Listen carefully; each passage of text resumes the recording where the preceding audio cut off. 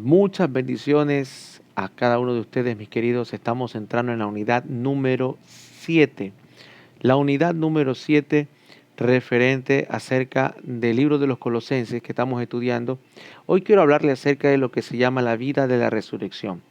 Ubiquémonos en Colosenses capítulo 3, el versículo 1 al versículo 4. Dice, así pues, habéis resucitado con Cristo, poned el corazón en las cosas de arriba, donde está Cristo sentado a la diestra de Dios. Ocupad vuestra mente con pensamientos que se concentren en las cosas de arriba, en lugar que en las de la tierra, porque habéis muerto y vuestra vida está escondida con Cristo en Dios.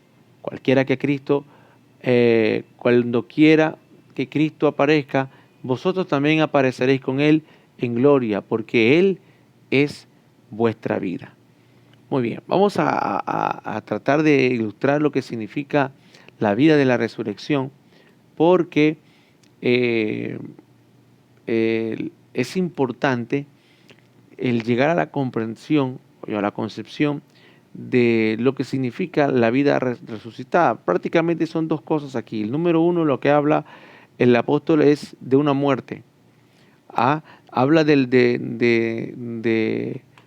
a ver, déjeme ver un ratito, dice, de habéis sido resucitados, dice. Habéis muerto y vuestra vida está escondida con Cristo. Habla de una muerte y una resurrección. Y una de las señales de que hemos sido resucitados es que pensamos en las cosas de arriba, en las cosas de Cristo Jesús. Pero entendiendo un poquito el proceso de la muerte, el proceso de la muerte Pablo lo atraviesa como, lo establece, lo habla como el del bautismo. El bautismo es como una metáfora que se usa para la muerte. Al ser sumergido en el agua, metafóricamente decimos, abandono esta vida vieja, abandono esta vida de pecado, y a lo que salgo de las aguas del bautismo, resucito a una nueva vida en Cristo Jesús. Yo siempre le digo a las personas que se van a bautizar y se pregunta, ¿qué necesitas para ser, qué es lo que se requiere para ser bautizado? Y le pregunto, un solo requisito, más allá de creer si Jesucristo es tu Señor y Salvador, ¿tienes cuentas pendientes todavía en el mundo? ¿Todavía añoras en tu corazón algo que quieras disfrutar en el mundo? El libro de Apocalipsis es un libro maravilloso, porque le dice a la gente, el que es santo, santifíquese todavía. El que es inmundo, siga siendo inmundo todavía. Cuando hay alguien que todavía está en duda y todavía añora en su corazón entrar en una etapa de disfrute porque quiere quemar sus últimos cartuchos como una especie de fiesta de solteros, como una especie de mi última andanza en el mundo, no estás listo todavía para la vida de resurrección. Vete a pecar tranquilo. Vete a revolcar como la puerca se revolca en su fango. Tranquilo. Sé inmundo todavía. No estás listo para ser resucitado. El resucitado es aquel que ya se... La muerte no es una cosa a la cual yo desciendo las aguas del bautismo. No, ya no tengo nada en este mundo. Ya no vivo yo, mas Cristo vive en mí. No es tengo que pelear para ser cristiano. No. Ya no, la vida que ahora vivo, la vivo en la fe. Para mí el vivir es Cristo. Por eso Juan, cuando sale a bautizar, a Juan se le permite bautizar porque no era nada extraño el rito de lo que hacía en su época. Porque la palabra bautismo significa inmersión. Por lo tanto, lo que Juan el Bautista hacía era sumergir a la gente, inmergir a la gente en las aguas, como palabra bautismo, pero lo que significaba aquello era el llamado rito de la purificación. Y el rito de la purificación era realizado por los sacerdotes en el templo, que tomaban cántaros de agua limpia, bañaban al prosélito y lo consagraban como un nuevo miembro de la sinagoga o del templo que adoraba a Dios. ¿De dónde viene este rito de la purificación? Pues de la época en la consagración sacerdotal de Levítico, cuando Moisés consagra a Aarón y a sus hijos, los purifica. Y a partir de ahí surgió el rito de la purificación, de para prepararlos para el servicio, purificarlos. La purificación nos prepara para una investidura nueva, en este caso los sacerdotes, para una investidura sacerdotal. Por eso Jesús cuando aparece y le dice a Juan, necesito este ritual. Juan le dice, yo tengo que ser bautizado por ti, yo tengo que ser purificado por ti. Y Jesús le dice, conviene, no porque él era pecador, conviene porque es lo que correcto que hay que hacer, porque después de aquello vino la investidura del Espíritu, la investidura de poder para que él comenzara su labor ministerial. Antes de que exista una investidura ministerial, hay una purificación. En este caso, cuando hablamos de la resurrección o la vida resucitada, antes de que venga esa investidura de gracia de parte de Dios, esa investidura gloriosa de que tú eres un nuevo ser creado según Dios en justicia y santidad de la verdad, necesario es el rito de la purificación, que es que para que desciendas a las aguas, te hagas un examen de autoconciencia y digas, seguro estás muerto para el mundo, seguro ya no hay deseos, no que no tengas deseos en la carne, no, sino que seguro que ya no tienes algo que este mundo con su sistema caído te pueda ofrecer, pueda llamarte la atención. Esa es la vida de la resurrección. Entonces resucitas. Entonces das un paso más adelante y empiezas a pensar en las cosas de arriba. La segunda cara de la moneda o el segundo punto que le pregunto a la gente que se quiere bautizar es, ¿en dónde está tu mente? ¿En dónde están tus pensamientos? ¿Tus pensamientos están en las cosas terrenales?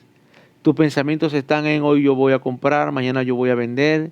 Tus pensamientos están en yo tengo un sueño aquí en la tierra, quiero prosperar, quiero tener éxito, quiero tener un marido, una mujer. Todas esas cosas son buenas cuando Dios las encausa y nos las otorga en el propósito eterno. Pero ¿cuál es nuestro enfoque? ¿Cuál es nuestro pensamiento principal? Las cosas que están arriba. Quiero casarme y tener hijos para que Dios se glorifique en mi hogar y en mi familia. Quiero darle a Dios una descendencia de justos. Quiero darle a Dios el fruto de mi trabajo. Quiero darle a Dios la oportunidad de que muestre que Él es bueno, bondadoso, amoroso, generoso, alto, sublime, que Él puede tomarme de la nada, de lo vil y menospreciado y hacer con mi trabajo, mi negocio, mi profesión, avergonzar a lo sabio y a lo grande y a lo fuerte. ¿Cuál es tu enfoque? Una vida de resurrección es una vida que piensa en las cosas de arriba, en que solo Dios se va a llevar la gloria, en que solo Dios se va a llevar la fama, aunque indudablemente va a correr fama a través de ti, aunque indudablemente va a correr honor a través de ti, aunque indudablemente el cielo va a respaldarte, pero tu mente está en agradar al Padre, en agradarlo al Señor. Entonces vemos que tiene que ver con el bautismo, ¿ya? Con morir, con un morir y un resucitar.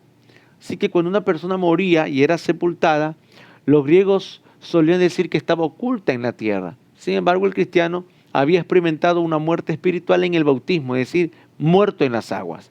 Y no estaba escondido en la tierra, sino que ahora está escondido en Cristo. ¿Cuál es la sepultura nuestra? Cristo. ¿Cuál es la vida nuestra? Cristo. Entonces, número 1 tiene que ver con el bautismo. Número 2 tiene que ver también dice que estaban escondidos, dice.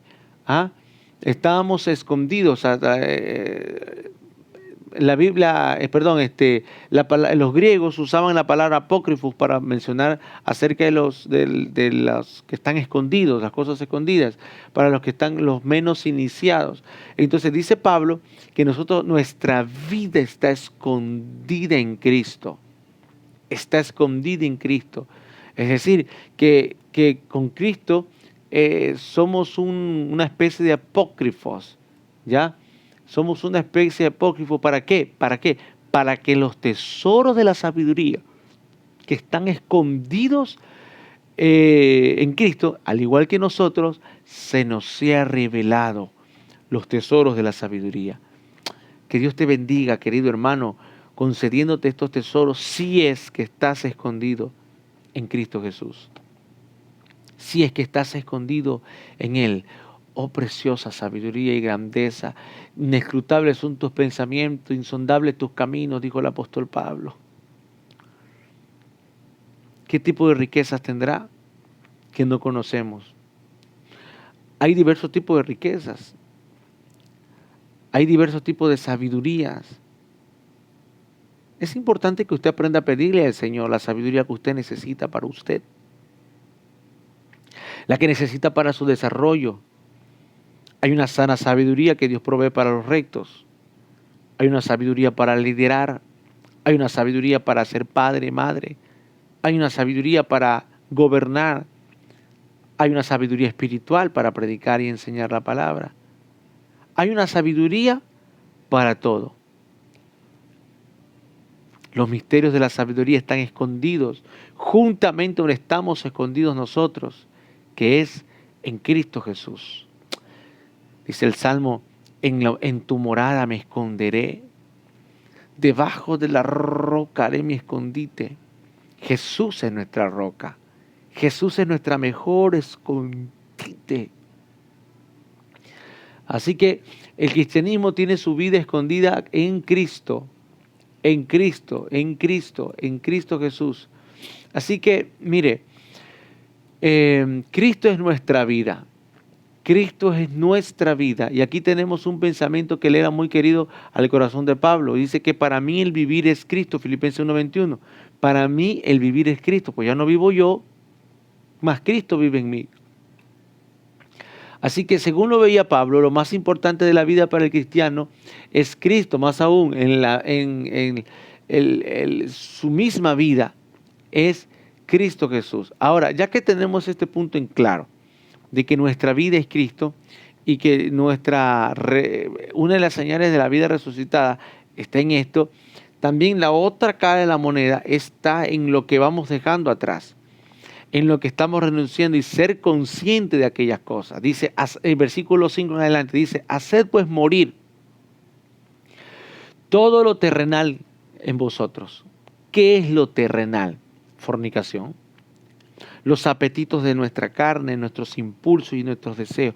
No que el sexo sea malo, pero sí que el apetito no me gobierne a mí. No que porque sea una necesidad significa que eso me va a gobernar a mí. Y aquí dice, mire, fornicación, inmundicia, pasiones, malos deseos, el deseo de obtener más de lo que nos corresponde. Esto habla de los tres enfoques que tiene el alma. El enfoque del placer, ¿dónde está el placer? En el deseo, en las emociones de lo que yo deseo. Dos, también habla acerca de los malos deseos, dice de la pasión y malos deseos. Está hablando también de la proyección de la voluntad del hombre. Porque una cosa, amado hermano, es codiciar. Otra cosa es que el deseo, el apetito, el placer gobierne mi voluntad y me lleve a entregar mi cuerpo a pasiones desordenadas. Y lo tercero, si estamos hablando acá de las emociones, estamos hablando de la voluntad y luego estamos hablando del intelecto. El deseo de obtener más de lo que corresponde, porque esto es una forma de idolatría. El intelecto. Cuando en vez de que el intelecto gobierne a las emociones y esto gobierne a los deseos, los impulsos nativos de nuestro cuerpo, y es al revés, y son los impulsos los que gobiernan nuestras emociones y termina soyugando nuestra voluntad, lo que tenemos es una esclavitud de corrupción.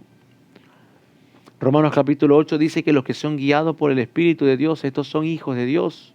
los que no andan conforme a la carne, sino conforme al Espíritu, porque la ley de la vida nos ha librado de la ley del pecado, de la muerte, dice el apóstol Pablo, y que al final dice que nos ha librado de la esclavitud de la corrupción. Tenemos que tener cuidado porque la corrupción no tiene cuidado de nadie. El Salmo 14 dice el necio en su corazón, no hay Dios, no hay Dios. ¿Puede la corrupción llegar a cegar tanto y volver al hombre necio que ignora que Dios está presente, que Dios está consciente, que Dios está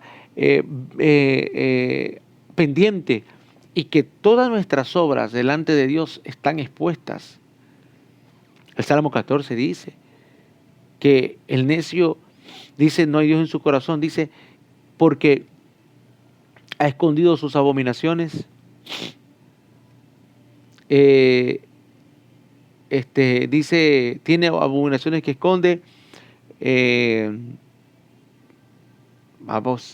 que dice, no invocan el nombre de Dios. Y otra parte más, creo que dice el Salmo 14, abominaciones, perdón, déjeme buscarlo mejor, déjeme buscar el Salmo 14 porque se me fue. Me vino una pequeña laguna mental y aquí lo tengo para decírselo se desviaron, dice, se han corrompido, dice, se han corrompido, se desviaron, se han corrompido y no hay quien invoque el nombre de Dios. Aquí están las tres cosas: la abominación a la que se desviaron, la corrupción que la hablé al principio y no hay quien invoque el nombre de Dios. ¿Qué cosas tenemos que dejar atrás, hermano amado? ¿Qué cosas? La corrupción. Porque los pecados ocultos, los no confesados, se convierten en abominación que vienen tarde o temprano a corromper al ser humano. Todo este tipo de cosas tenemos que abandonar y tenemos que dejar atrás. Dejar pues lo terrenal, ocultar cosas y dejar, dice, no hay quien haga lo bueno, no invocan el nombre de Dios. Es penoso. El Salmo 14 me gustaría que lo estudie y lo lea. ¿Sabe por qué? Porque sigue diciendo, no tienen discernimiento. ¿Por qué tienes que dejar lo terrenal? Porque si persistimos en consentir la fornicación, la codicia, las pasiones y todas estas cosas, vamos a terminar, hermano amado, perdiendo nuestro discernimiento. Y es penoso.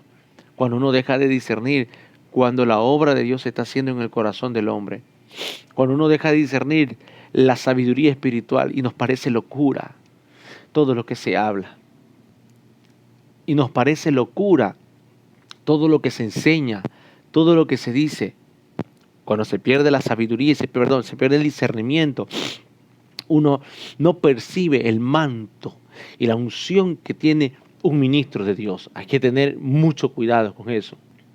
Perder el discernimiento, entonces es perder muchos milagros o mucha obra de Dios. Fíjese que cuando no discernieron los de la nación de Nazaret, los del pueblo de Nazaret, que Jesús, ¿quién era Jesús? Él no hizo muchos milagros, hizo muy pocos milagros. Entonces, haced pues morir todo lo terrenal. Y el Salmo 14 lo dice, abominaciones, corrupción, no invocar el nombre de Dios, falta de discernimiento, todas estas cosas hay que hacerlas morir. Dice, estas cosas, dice, la ira de Dios cae sobre los hijos de desobediencia. Estas cosas estaban en vosotros cuando vivíais en otro tiempo, cuando vivías entre ellas, dice. Pero ahora os debéis despojar de todas estas cosas. Y aquí viene la parte emocional: rabia, genio, malicia, calumnia, expresiones soeces, todo lo que tiene que ver con nuestra boca, todo lo que tiene que ver con lo que sale de nuestra boca. Mire, hermano amado, es importante aprender a usar nuestras palabras, porque por nuestras palabras será justificado y por las palabras seremos condenados. Así que tiene que haberse un lugar de cambio, tiene que haber un lugar de cambio. Pablo empieza con una demanda energética, ya que no vacila, con exigir la eliminación de todo lo que esté en contra de Dios. Todo lo que esté en contra de Dios. ¿Ya? No está el apóstol Pablo aquí vacilando, y habla de la fornicación y la inmundicia. La castidad fue la única virtud totalmente nueva que aportó el cristianismo al mundo. El mundo antiguo, en el mundo antiguo las relaciones sexuales antes o fuera del matrimonio se consideran totalmente normales y era una práctica aceptada. Así que el deseo sexual se consideraba que había de gratificarse, no de controlarse. ¿Ya? Esa era una actitud que no nos es extraña hoy en día y que se la define a menudo con extensos razonamientos. Así que el cristianismo lo que viene a hacer es ponerle control al tema de la fornicación. La pasión y los malos deseos es un tipo de persona esclava, y eso no puede seguir, no puede seguir funcionando. La avaricia, la avaricia. Entonces, la avaricia es uno de los más feos, pero aunque sea suficientemente claro lo que quiere decir, no es ni mucho menos tan fácil encontrar una sola palabra para traducirlo. O sea, la avaricia viene de una palabra en griega que se traduce como el deseo de tener más, una insuficiencia, una falta de placer o de contentamiento es la palabra. Y en esencia eso es idolatría, lo que dice el apóstol Pablo. Entonces, mire, hay ciertas cosas en las que los colosenses deben de despojarse, ciertas cosas. Y la palabra que se usa, que quiere decir quitarse la ropa, aquí tiene un cuadro de la vida de los cristianos originales. ¿Y qué tienen que despojarse? ¿De qué tipo de ropa tienen que despojarse? Por ejemplo, de la rabia y el genio. De la rabia y el genio. Estas dos palabras originales hacen diferencia que hay entre ambas es la siguiente. Por ejemplo, rabia significa una explosión repentina, una explosión de ira repentina que se produce de pronto y desaparece pronto. Los griegos la comparaban como el fuego de las pajas.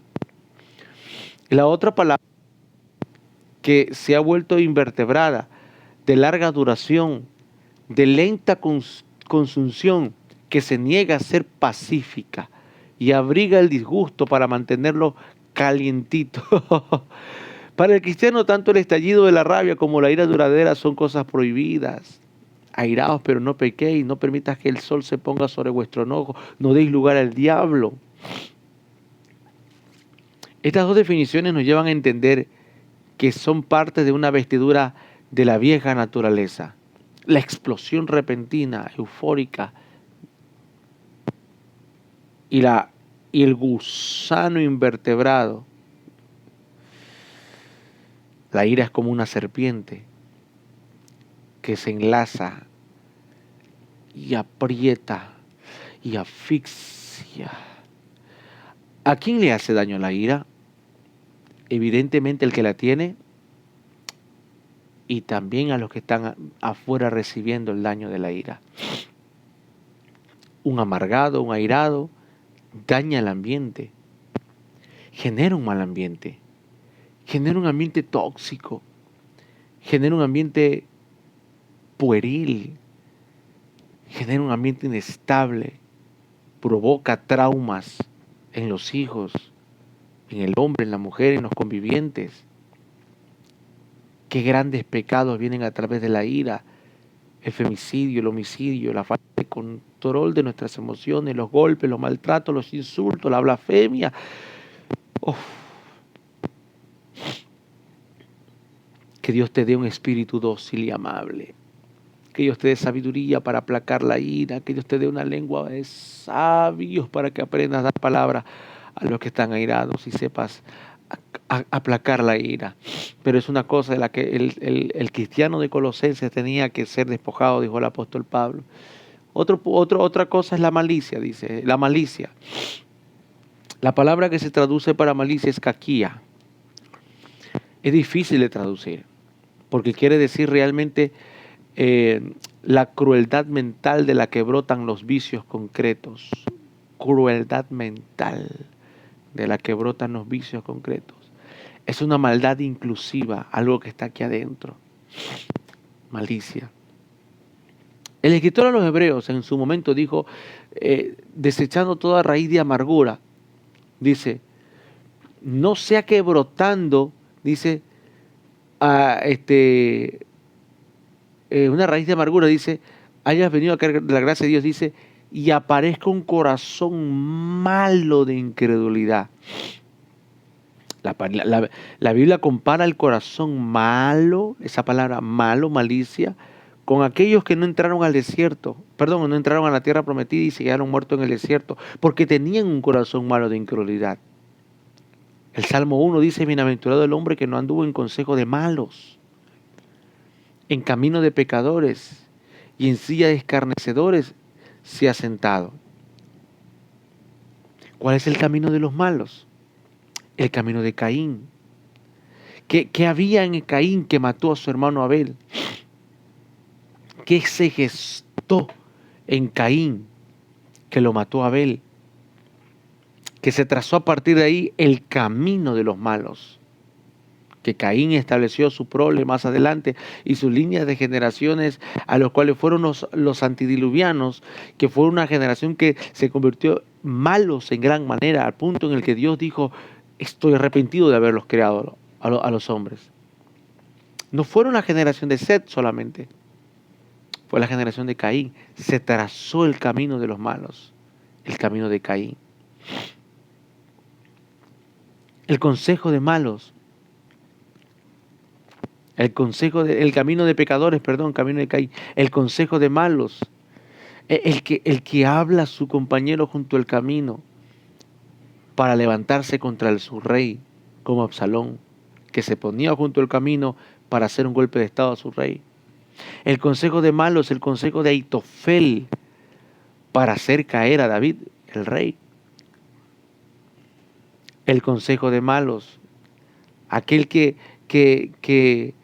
susurra en el oído. El Salmo dice, hay 7 cosas que aborrece Jehová.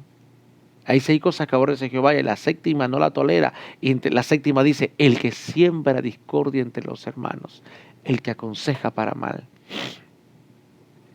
¿De qué cosas tengo que ser despojado, hermano Iván? De la malicia, porque la malicia es perniciosa. Porque en una parte dice la Biblia, en Jeremías capítulo 18, no me recuerdo bien, dice, el corazón es malo y perverso, ¿quién lo conocerá? Pero Proverbios también dice que el corazón de él mana la vida y hay que saberlo cuidar y guardar. No permitas que la maldad y la maldicia broten de tu corazón, perversidad, incredulidad, vicios concretos, porque la maldad es inclusiva, se mete en el corazón y crea raíces y tuerce el alma. Esa malicia torcida, la Biblia le llama iniquidad. La silla de los escarnecedores, la silla de Nimrod, el que dijo que quiere construir una torre para llegar al cielo, la silla de la iniquidad, la silla del escarnecedor, el que no puede irse a dormir tranquilo a su cama si no ha tropezado, ha hecho tropezar a su hermano, ha hecho el mal a alguien, la silla del escarnecedor. Así que tenemos que aprender a cuidarnos de que estas cosas las dejemos y no entrar a la vida de la resurrección con estas cosas escondidas. Porque no hay peor cosa que encontrarse un hermano en la iglesia, un cristiano bautizado, que está sirviendo y que tenga malicia. Que para crecer, que para desarrollarse tiene que pisar al otro. Que para brillar tiene que apagar la luz del otro. Uy, no, hermano querido. Que Dios te libre de estas cosas, hermano amado. Que Dios te libre de la malicia que lo que hace es ser pie y cabida para que Satanás siembre sus huevos de áspid. Otro punto es las calumnias, dice. El cristiano debe despojarse de las calumnias y de las expresiones soeces. Y no deben mentirse los unos a los otros. Calumnia es blasfemia. Calumnia es blasfemia. La Reina Valera traduce la palabra calumnia por blasfemias, malas palabras. Blasfemia es hablar calumniosamente en general cuando las expresiones insultantes se dirigen contra Dios. Es propiamente una blasfemia. En este contexto es mucho más probable que lo que se prohíbe es hablar calumniosamente a los semejantes de uno. Así que la palabra que se traduce aquí es como expresiones soeces, ya que significa un lenguaje obsceno. Dios mío, a veces veo en las redes sociales predicadores utilizando un lenguaje obsceno para transmitir la palabra, un lenguaje poco correcto. Eso ni se menciona entre nosotros, dijo Pablo. Llénate de cánticos espirituales, llénate de palabras, llénate de salmos, llénate de proverbios, llénate de un léxico semántico al punto en el cual enriquezcas tu lenguaje con palabras sanas y sabiduría de lo alto de parte del Señor. No un lenguaje religioso, pero tampoco por ser inclusivo y por ser cool, vamos a tener un lenguaje obsceno. Así que estas cosas están prohibidas aquí en la Biblia. Usar el lenguaje obsceno, usar las palabras soeces. Entonces, en contraste con el lenguaje obsceno, ¿qué debemos tener entonces? Debemos de tener un habla amable. Un habla amable. Toda manera de hablar que sea calumniosa y maliciosa está prohibida. Sigue en pie el antiguo consejo que se dice que antes de repetir nada sobre cualquier persona no debemos hacer 3 preguntas. Número 1, ¿es verdad? ¿Es necesario? ¿Es amable? 3 preguntas. ¿Será verdad lo que voy a hablar de mi hermano? ¿Será necesario mi comentario? ¿Cuánta gente necia trae a la mesa expresiones y palabras de otras personas y no nos presentamos este filtro antiguo? ¿Será necesario que yo haga este comentario? ¿Será amable que yo haga este comentario sin que esté aquella otra persona para defenderse o para comentar? El Nuevo Testamento condena incesantemente a la lengua crítica con veneno de verdad. A la lengua crítica con veneno de verdad. Hay un montón de personas en las redes sociales que usan, que no son amables y están haciendo videos supuestamente para reaccionar a videos de otras personas, reaccionar a aportes de otras personas, reaccionar a lo que, y capturan una palabra mínima y reaccionan. Y lo que tienen es una lengua crítica con veneno de verdad. Dice, lo que pasa es que somos defensores de la verdad. Sí, usas la verdad como un veneno. ¿Puedo usar la verdad como un veneno? Claro, cuando tu intención no es hablar la verdad, sino avergonzar al otro. Cuando tu intención no es mostrar a Cristo, sino tener un protagonismo. Tener un protagonismo. Entonces el cristiano debe tener un habla amable. Esto es algo que uno tiene que ejercitarse. ¿Para qué? Para contrarrestar todo lo contrario. Segundo, tiene que tener un habla pura. Un habla pura. ¿Ya? Pues que no haya pasado algún tiempo usando tanto un lenguaje soez como el nuestro. ¿Ya? Puede que no haya tenido, haya pasado muchos años siendo una persona con un lenguaje descalificativo, pero lo más trágico es que muchos se han acostumbrado de tal manera a ese tipo de lenguaje que ya ni se dan cuenta cuando lo están usando. Se nos pegan las malas conversaciones, corrompen las buenas costumbres. El cristiano no debe olvidar nunca que tendrá que dar cuenta de cada palabra ociosa que da. Por lo tanto, hay que ejercitarse en que nuestra habla debe de ser pura, clara, que dé vida a la gente, que dé limpieza a la gente. Y tercero, el habla tiene que ser veraz, concisa, correcta, verdadera, íntegra, justa.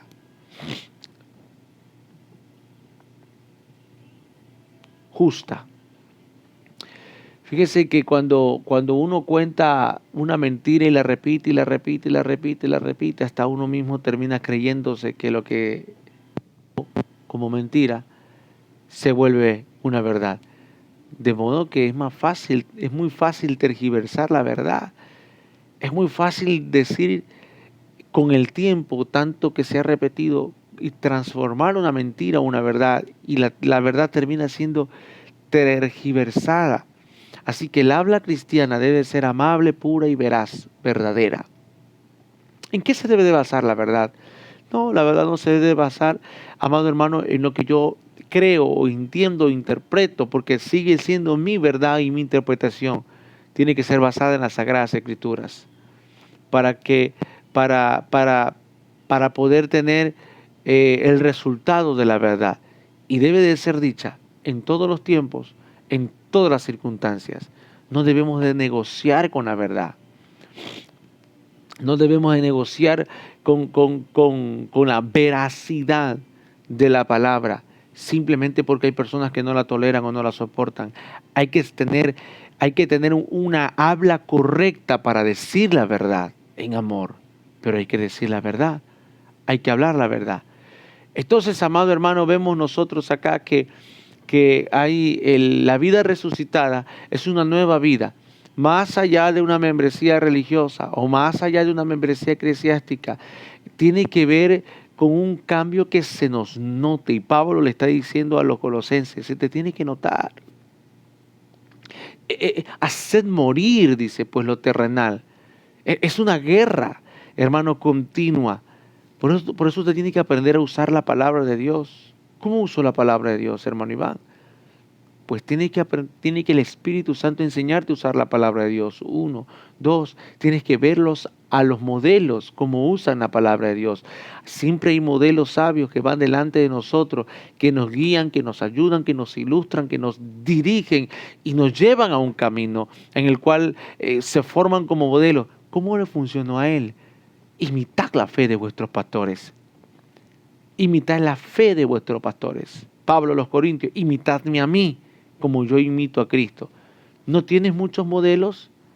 Búscalo a Cristo, busca su palabra. Pero tienes que aprender a usar la palabra, tienes que aprender a pelear la buena batalla y hacer morir. Esta es una guerra campal. Esta no es una lucha tan fácil, esto es una conquista por la tierra prometida. ¿Cuál es la tierra prometida? Tu alma es la tierra prometida. La tierra prometida no es la tierra, es tu alma.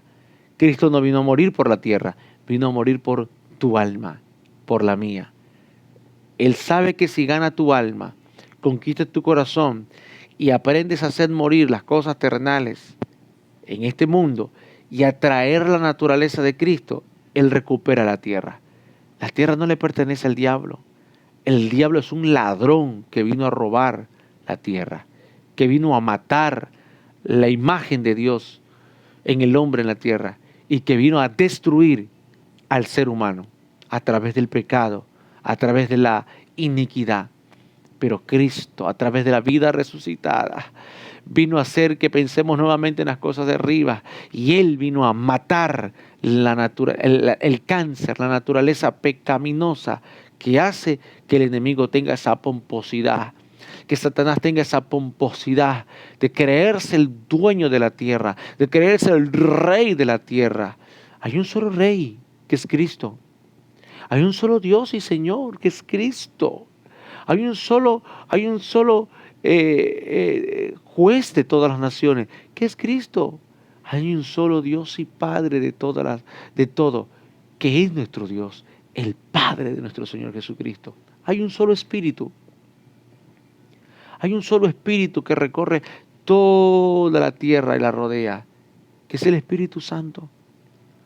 No hay dos dioses. No hay dioses inferiores. Hay un solo Dios. El Elohim, el Eterno, el Grande, el Altísimo, el Todopoderoso. Y Él espera que nosotros, su iglesia, como con una vida resucitada, nos pongamos la armadura de la fe. ¿Para qué? Para tener una batalla campal y hacer morir lo terrenal. ¿Puede Dios conquistar la tierra? ¿Puede Dios recuperar la tierra? Si ha recuperado tu corazón, si ha recuperado tu vida, tu enfoque, y saber que tú tienes que luchar. Haciendo morir lo terrenal, vences al diablo. Al diablo no lo vencemos con oraciones y con ayunos solamente. Apocalipsis dice, y le han vencido, ¿con qué? Con la palabra del testimonio. ¿Y con qué más? Con la sangre del Cordero. Es decir, ¿cuál testimonio? ¿Cuál testimonio? La sangre del Cordero que te ha limpiado de todo pecado. ¿Y el testimonio de qué? Cristo en mí, la esperanza de gloria. ¿Cuál testimonio? Que somos cartas leídas al mundo. ¿Cuál testimonio? Segunda de Pedro capítulo 1. Que hemos sido participantes de la naturaleza divina y por lo tanto añadid a vuestra fe virtud, a vuestra virtud conocimiento, al conocimiento dominio propio, al dominio propio paciencia, a la paciencia afecto fraternal y al afecto fraternal piedad y a la piedad amor. Dice, haz estas cosas, dice el apóstol Pedro, que haciendo estas cosas no estarás ocioso, y si estas cosas sobreabundan ustedes, van a tener frutos, pero aquel que ignora todas estas cosas, tiene la vista corta, no sabe de lo que habla. Haced pues morir lo terrenal, que es lo que Dios espera de nosotros, que hagamos morir todas estas cosas, porque hay una batalla campal. El diablo va a resistir. Dice, resistir al diablo. ¿Cómo lo resistimos? Haciendo, enfócate en lo que tienes que hacer morir. Enfócate en lo que tienes que hacer destruir. ¿Cuáles son tus enemigos? ¿Cuáles son tus enemigos? 7 enemigos tuvo que derrotar Josué. Cananeos, amorreos, heteos, jebuseos, jebeos, anaseos y heteos, no sé, 7 enemigos. Hay 7 enemigos que Pablo habla en los romanos también. Los deseos de la carne, el pecado, la muerte. Cuando me refiero a la muerte no es que no vamos a morir, sino lo que conlleva la muerte. Hay gente que no logra vencer el enemigo de la muerte y cuando muere un familiar se deprimen al punto en el que niegan a Dios. Tenemos que vencer el enemigo del pecado. ¿Sabes por qué? Porque el pecado atrae la culpa. Y la culpa es el enemigo de la fe. El diablo no tiene que bombardearte cuestionando a la obra de Dios para hacerte no creer en Dios. El diablo te propone pecado, te infla la carne, porque sabe que cuando pecas viene la culpa. Y la culpa te hace sentir indigno de Dios, indigno de que Dios te pueda perdonar y te pueda limpiar. Después de la culpa aparece la duda, porque evidentemente al sentirte indigno ya no nos acercamos a Dios, ya no confiamos en Dios, no porque Él haya hecho algo malo con nosotros, sino porque nos ponemos en una posición en contra de Dios. Entonces aparece la duda, la culpa y la duda nos quebrantan nuestra confianza a Dios, con Dios. Si tú tienes problemas de fe, recuperas la fe con una palabra. Si tú tienes problemas de amor, recuperas el amor con un acercamiento. Pero si usted tiene problemas de confianza, ¿cómo recupera la confianza? Cuando viene la culpa, viene la duda, te viene el desánimo. Y el diablo le gusta tener a la gente desanimada, porque sabe el diablo que Dios no puede levantar a nadie del desánimo. No, hermano Iván, ¿no lo puede levantar a nadie del desánimo? No, porque el desánimo es una decisión tuya. El desánimo es algo que decidimos voluntariamente ya no confiar en Dios. Por lo tanto, cuando salimos del desánimo, cuando volvemos voluntariamente a acercarnos a Dios y decimos, aunque no vea vacas en los corrales, aunque la higuera no florezca, aunque las ovejas no den su mantenimiento, aunque no hayan frutos en la vid, con todo, decido confiar en Jehová. Yo decido creer en Jehová. Yo decido volver a orar en Jehová. Yo decido volver a clamar a Dios y confiar que Él me va a mostrar las cosas grandes y ocultas que no conozco. Oh, bendito Dios. Oh, bendito Dios. Hacer pues morir lo terrenal y pensar en las cosas de arriba, vivir una vida de resurrección, es lo que espera el Padre de nosotros. Es lo que espera Dios de cada uno de nosotros. ¿Para qué? Para seguir cumpliendo su propósito en la tierra. Que Dios te bendiga. Que Dios te bendiga con esta palabra. Que Dios te bendiga dándote comprensión. Que Dios te bendiga dándote iluminación sobre los enemigos que tienes que vencer. Que te libre Dios de que te haga pasar si te toca pasar por las aflicciones del tiempo presente, que Dios te dé la victoria.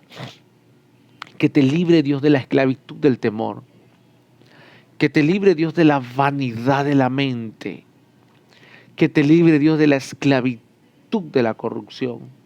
La corrupción no perdona a nadie.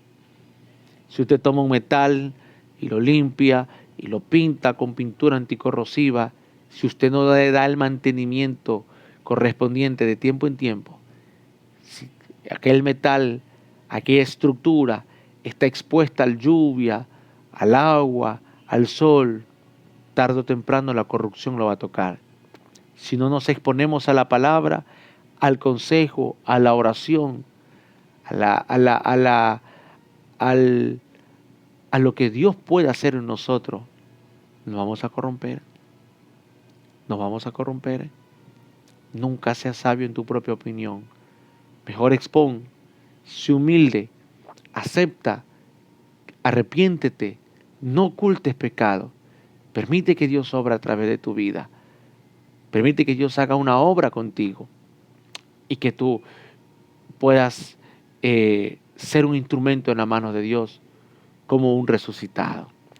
Que Dios te bendiga. Que Dios te dé la gloria de entender sus misterios escondidos. La siguiente clase voy a hablar acerca de la universalidad del cristianismo. Hay unas cosas maravillosas ahí que me gustaría que usted vea en la siguiente clase. Unas cosas maravillosas. Estamos escondidos en Cristo. Y hay tesoros maravillosos que Él revela y barreras que Él rompe y destruye. Y hay preciosa herencia que Él quiere darte, pero tienes que vivir como un resucitado. Tienes que hacer morir las cosas que son de la tierra y terrenales. Y no te canso más. Que Dios te bendiga. Nos vemos en la siguiente unidad para hablar acerca de la universalidad del cristianismo y continuar con la siguiente clase. Un abrazo a cada uno de ustedes. Bendiciones.